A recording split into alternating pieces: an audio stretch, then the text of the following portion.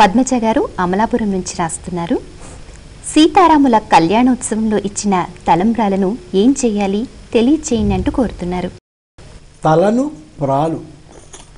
తలను అంటే తలయందు పోసిన ప్రాలు అంటే బియ్యము, తలంబరాలు. అది చిత్రం ఏంటంటే సీతారాముల తలంబ్రాలు ఏవైతే పోసుకున్నారో అవి యక్షులందరూ వచ్చారు. యక్షజాతి వాళ్ళు సాష్టాంగపడి ముత్యాలని సమర్పించారు బంగారపు పాత్రలో.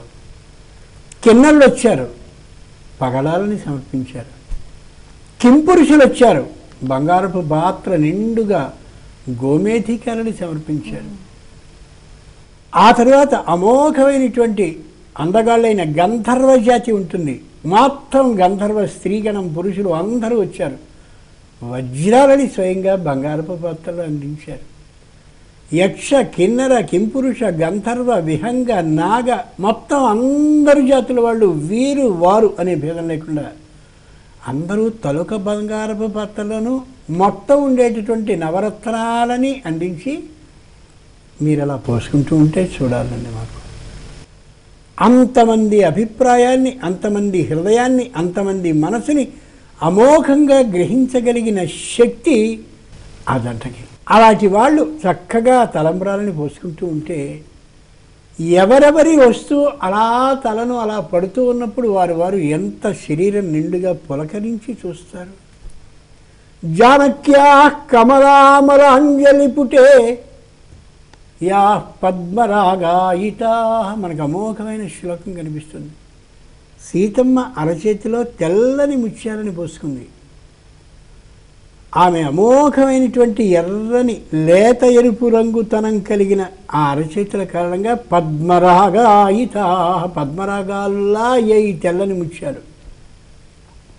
అవి జాగ్రత్తగా నిదానంగా సిగ్గుతో మెల్లగా న్యస్తారాఘవమస్తకే చ విలసత్కుండ ప్రసూనాయిత, ఇలా ఎత్తి సిగ్గుతో సగం కంటితో ఆయన చూస్తూ ఓరగా చూడలేక అరచేతిని అడ్డుపెట్టుకుని ముఖానికి ఆయన కనిపించకుండా ఉండాలని ఆ తల మీదుగా పోసింది. కుండ ప్రసూనాయిత, పైన పడ్డ అన్నీ అలాగా తెల్లటి మల్లెపూలులా ప్రకాశించాయి. ముత్యాల కంటే మల్లెపూలు మరీ తెల్లగా ఉంటాయి. ముత్యాలలో లేత ఎరుపు రంగు డాలు కనిపిస్తూ ఉంటుంది, తెల్లని మల్లెపూలు అది ఉండదు. అదేమిటి రాముడి తల అప్పుడే ముగ్గుబుట్ట అయిపోయిందా? కాదు. రాముడు క్షత్రియుడు కాబట్టి పైన ఉష్ణీష అంటే తలపాకని ధరించడం క్షత్రియ ఆచారం. తెల్లని తలపాక ధరిస్తే పైనుంచి పడ్డవి అలా మల్లెపూలు పడ్డట్టుగా పడ్డాయి. ఆ పడ్డటువంటి ఎప్పుడైతే ఈయన ఇంద్రనీల మేఘశ్యాముడో అంటే నీలిరంగు శరీరం కలిగిన వాడో ఆ కారణంగా స్రస్తా శ్యామలకాయ కాంతి కలితాయ ఇంద్రనీలాయిత, ఇంద్రనీలపు మణుల్లో అలా ఒకసారి రంగు మారాయి. ముత్యాలు పద్మరాగాలు అయ్యాయి, మల్లెపూలు అయ్యాయి, ఇంద్రనీలపు మణిలా అయ్యాయి.